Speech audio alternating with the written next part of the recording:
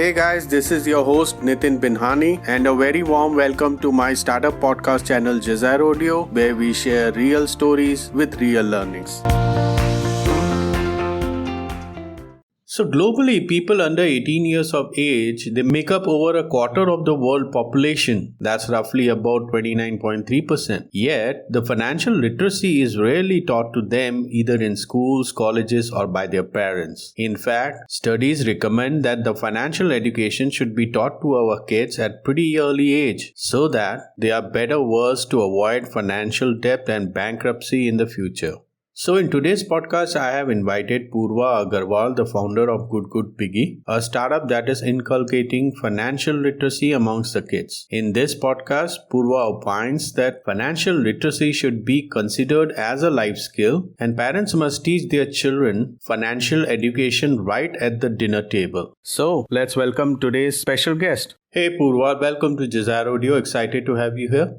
It's a pleasure to be on the show. Thank you so much. So let's start with, what's the story behind building Good Good Piggy? Well, this is a very frequently asked question. I would say the story starts last year in 2020. I was coming back from London to visit my family in India after 2 years. And, just like everybody else, getting a few presents for everyone, one of which was for my nephew. I got him a piggy bank to teach him financial literacy because he's 4 or 5 years old, just beginning to learn numbers. And upon unboxing it, he went around the room asking all the elders to put coins in the piggy bank. 22 people in the room, almost everybody is a millennial, and nobody had coins or cash to put in the piggy bank. And they all offered digital money. And, as I spent more time with my nephew on that short holiday, I was learning the fact that there is much more to this problem statement where, for example, my nephew asked me about the 3-digit PIN that helps him get his toys delivered. So he thinks Amazon does not charge money. It just needs a secret approval PIN and it will get stuff to you. So all these small incidents were snowballing me into larger research, which I started to do with new gen families in the pandemic. And,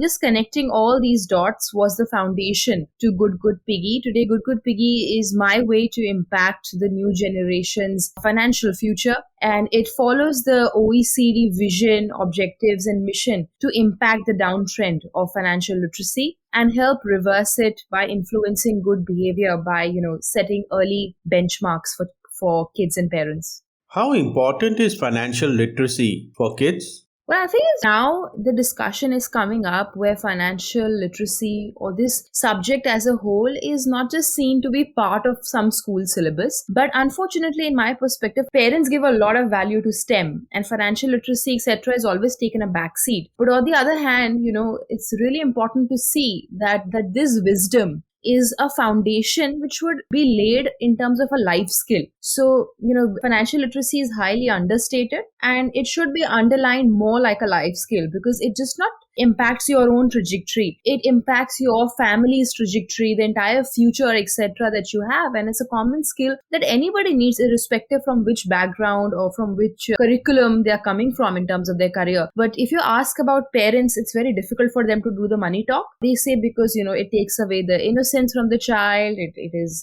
materialism. And there is a lot of rat race itself with adults trying to make money on a daily basis. And if you go deeper into the problem statement, there was a study which was conducted in University of Cambridge, and that spoke about how behaviors related to money are getting set by the age of 7. So the important part here is that you have to start early when it comes to introducing financial literacy. All international research points us to the fact that millennial parents find it burdening for them to go and speak to young kids. And, money values itself, it's a life skill in the end that affects everybody. And over the years, I think we notice it's declining generationally. I mean, the kind of wealth our grandfathers made versus what our parents made versus what we are making, it's all declining. Debt is increasing across the world. And that entire landscape of money management, now for the new generation, digital money is the future, right? So it's a very complex money environment, etc. that has to be taught to the child.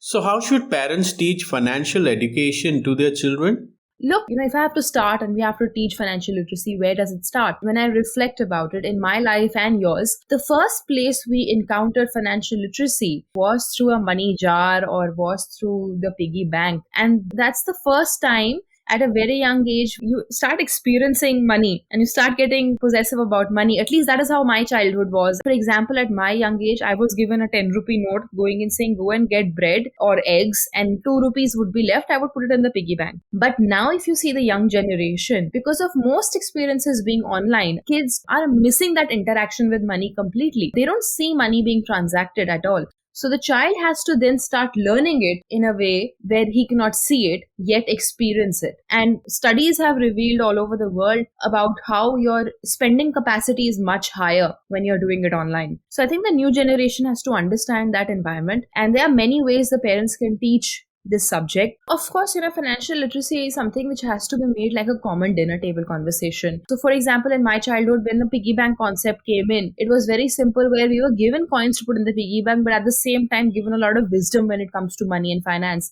Simple idioms like save for a rainy day. So these are subconscious inputs that the parent gives on a daily basis that sticks on to you and builds that long-term path of, strong financial literacy personality. Unfortunately, if you talk about Australian Financial Planning Commission, they went and surveyed about why parents are not talking about financial literacy to children. And turned out that, parents themselves are misguided and lured by the fact that, money is a sensitive topic for themselves. So it has to start about removing that stigma within the family.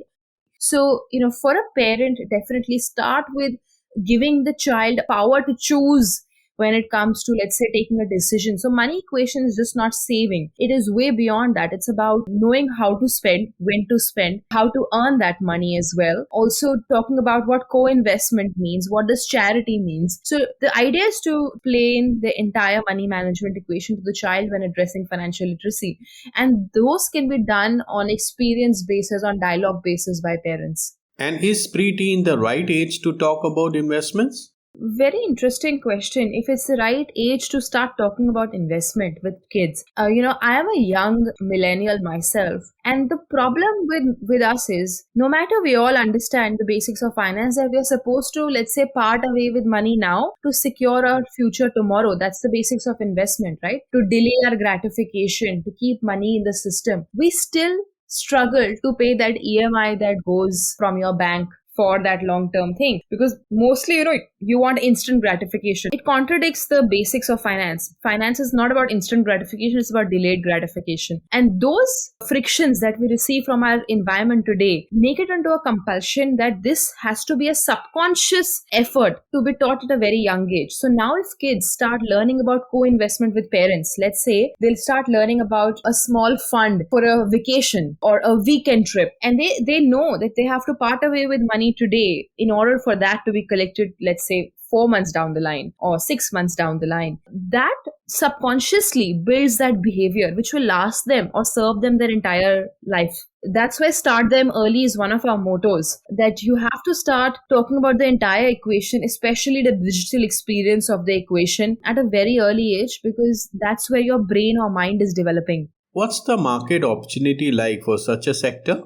Let's talk about parents, right? First of all, parents today are mostly millennial parents, and most millennial parents, one of the biggest facts about them is that they are social media users and they're all living paycheck to paycheck. And most of their kids today are in the pre-teenager market, and that's our target audience. It's a totally unaddressed market when it comes to the fintech space as consumers. But if I talk about the market size, then pre-teenagers are a huge market size. In the next 5 years, India is among the top 3 countries, apart from China and Indonesia, to have the most number of children globally. Where if we have so many kids in the country, then the kids supposed to be money smart. And if I talk about the recent census that took place, 130 million kids in the age bracket of 5 to 9 in India. If you're meeting 3 people from India, one of them will be a pre-teenager. That's how big the market is.